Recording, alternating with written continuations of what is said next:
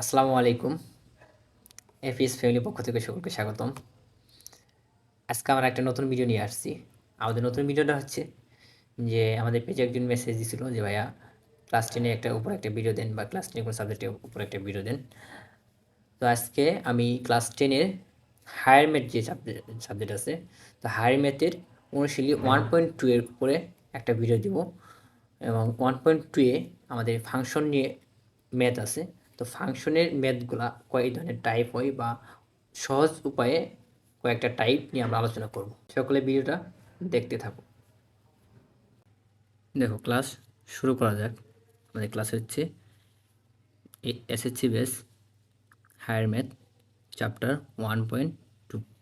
Topic হচ্ছে function সম্পর্কিত math. এখন শুরুতে আমরা দেখব যে ডোমেন নির্ণয়ের জন্য আমাদের কিছু শর্ত আছে। যদি আমাদের ফাংশন অফ এক্স ইকুয়াল যদি থাকে, একটা ভগ্নাংশ আকারে থাকে এবং ভগ্নাংশের যে হর আছে হরটা কি রুট আকারে থাকে, এর জন্য আমাদের ডোমেনের শর্ত হয়েছে যে x minus one greater than zero. ঠিক আছে, কি এক্স মাইনাস ওয়ান, এর জন্য ডোমেনের শর্ত কি x minus one greater than zero. আবার ফাংশন অফ এক্স যদি ভগ্নাংশ আকারে থাকে এবং হরটা কি রুটের ভিতরে না থাকে, সেই ক্ষেত্রে আমাদের ডোমেন নির্ণয়ের শর্ত হয়েছে যে x minus one not equal zero. ঠিক আছে, আবার যদি ভগ্নাংশ আকারে ছাড়া শুধু রুট আকারে থাকে, এর জন্য আমাদের ডোমেনের শর্ত হয়েছে x minus one greater than or equal zero. ঠিক আছে, দেখো পরে আমাদের টপিকটা হয়েছে যে একটা অঙ্ক দেওয়া আছে।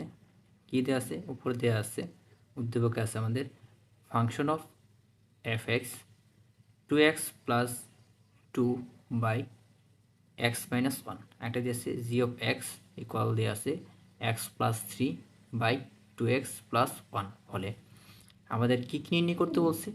ফাংশন অফ এক্স এর ডোমেন নির্ণয় করো, ফাংশন অফ এফ এক্স এর রেঞ্জ নির্ণয় করো। আবার প্রমাণ করতে বলছে প্রমাণ করো যে জি অফ এক্স ফাংশনটি সার্বিক বা অনটু। আবার এই যে কী করতে বলছে যে three F inverse x equal x হলে এক্সের মান নির্ণয় করো। তো আমরা 5টা অঙ্ক একটা একটা দেখবো যে 5 ধরনের অঙ্ক আমাদের সৃজনশীল। এই যে আমরা যদি আগের বারে দেখি বা এর আগের সালে যেভাবে আমাদের সৃজনশীল হতো, সৃজনশীলের ভিতরে এই 5 টাইপের অঙ্কই বেশিরভাগ থাকতো। তো আমরা শর্টকাট নেমে এই 5টা টাইপের অঙ্ক করার চেষ্টা করব। দেখা যাক, আমরা প্রথম টাইপ নিয়ে এখন আলোচনা করব। প্রথম টাইপে আমাদের কি আছে? 1 নম্বর আছে যে ডোমেন নির্ণয়। ডোমেন সমাধান করি। সমাধান কি দেওয়া আছে যে এফ অফ এক্স ইকুয়াল আছে 2x plus 2 by x minus one.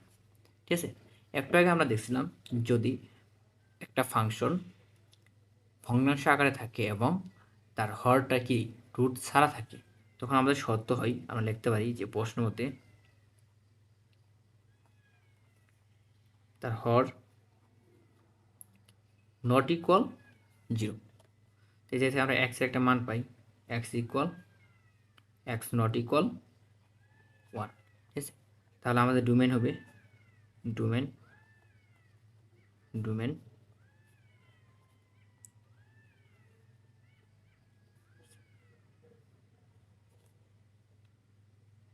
Domain হবে এক্স বিলংস টু আর এক্স নট ইকুয়াল ওয়ান। ঠিক আছে, আমরা ডোমেন নির্ণয় করে ফেলছি। এরপরে আমাদের আছে এফ অফ এক্সের রেঞ্জ কত, এটা নির্ণয় করতে হচ্ছে। আর এফ অফ এক্সের রেঞ্জ নির্ণয় করব। আমাদের এফ অফ এক্স ফাংশনটা ছিল 2x plus 2 by x minus one, x minus one. আমরা ধরে নিতে হবে যে ধরি y equal f of function বা f of x equal y. এটা ধরে নিতে হবে। ধরে নেওয়ার পরে আমরা এটা ক্যালকুলেশন যদি আর গুণ করি, আমরা পাবো x y minus y equal 2x plus 2। এক্সগুলো যদি আলাদা করি তাহলে আমরা পাবো x y minus 2x equal y plus 2। এক্ষেত্রে এক্স যদি কমন নিয়ে নিই তাহলে আমরা পাবো y minus 2 equal y plus 2। আমরা এক্স সমান পেয়ে যাবো কত, y plus 2 by y minus 2। এখন আমরা রেঞ্জ নির্ণয় করতে পারবো। তো আমাদের সেম সিস্টেমে ডোমেনের যে শর্ত ছিল, যদি দুইটা একটা ভগ্নাংশ কি ভগ্নাংশ আকারে থাকে তখন এবং কি ভগ্নাংশের নিচে যদি রুট না থাকে, আমরা শর্তটা ধরতে পারি এরকম যে ওয়াই মাইনাস 2 নট ইকুয়াল 0। ঠিক আছে, আমরা ওয়াই সমান কত পাবো 2। আমাদের রেঞ্জ হবে x belongs to r y not equal to। ওকে, তো আমরা ডোমেন আর রেঞ্জ নির্ণয় করে ফেলছি।